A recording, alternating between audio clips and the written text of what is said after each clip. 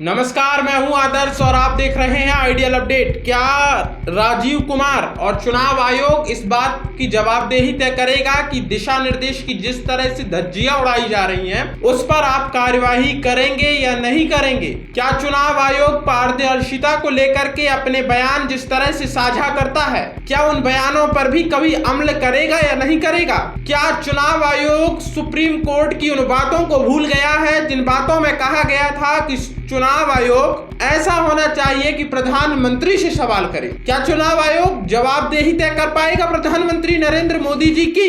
नहीं कर पाएगा। राजीव कुमार जी, आप चुनाव आयोग मुख्य चुनाव आयुक्त तो नियुक्त हैं, लेकिन आपके पास वो दम नहीं है।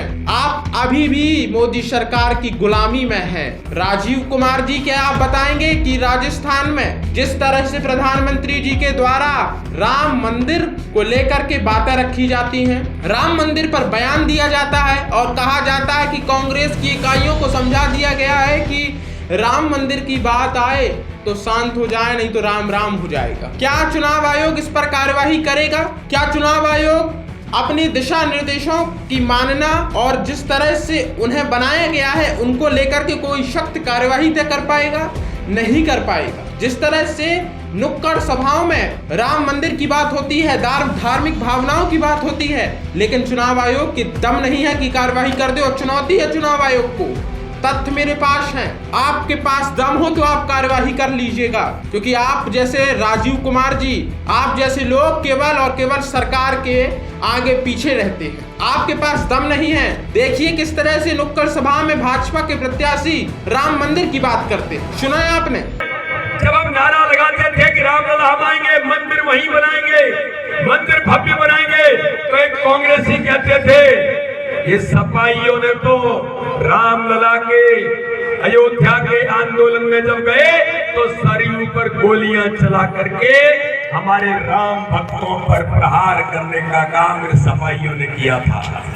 ये मायावती जिन्होंने उत्तर प्रदेश के अंदर रामलला के अपमान के साथ किस प्रकार से राम मंदिर के अयोध्या के मंदिर का विरोध करने का काम किया था, लेकिन मेरे बहनों और भाइयों, जब सक्षम नेतृत्व आता है, देश के प्रधानमंत्री मोदी ने कहा कि अब रामलला विराजमान है तो रामलला के भव्य मंदिर की प्राण प्रतिष्ठा होगी। और सुन लो कांग्रेसियों, तुम कहते थे तारीख नहीं बताओगे, तो हम आमंत्रण भेज रहे हैं। 22 जनवरी को रामलला की प्राण प्रतिष्ठा होगी।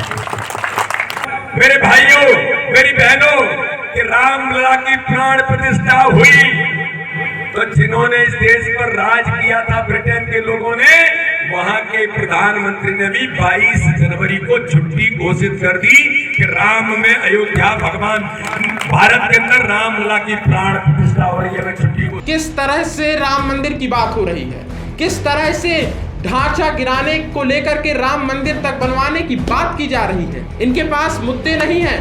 शिक्षा, बेरोजगारी, युवा, नौकरी, अर्थव्यवस्था, तमाम उन बातों पर बात नहीं रखेंगे, लेकिन ये बात रखेंगे राम मंदिर की। ये बात रखेंगे कि आखिर किस तरह से लोगों को लुभाया जाए, और इसका और सीधा मकसद है आचार संहिता के दौरान किस तरह से चुनाव आयोग के द्वारा गाइडलाइन की धज्जियां उड़ाई जा रही हैं। चुनाव आयोग अपनी ही गाइडलाइन को नहीं मान रहा है। क्या चुनाव आयोग के पास दम है कार्यवाही करने की?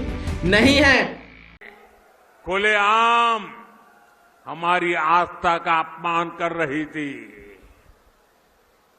साथियों,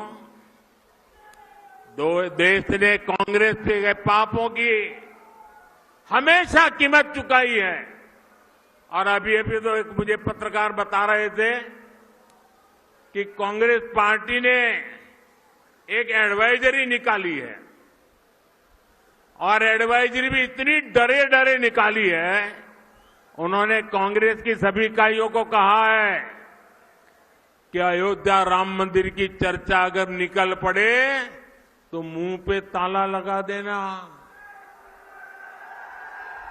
कुछ बोलना ही मत। उनको लगने लगा है कि अगर राम का नाम लिया तो पता नहीं कब राम राम हो जाए। ये हाल हो गया उनका, एडवाइजरी निकालनी पड़ रही है। भाइयों बहनों, हमारा देश, हमारी आस्था इनका इतना घोर अपमान ये देश सह नहीं सकता है।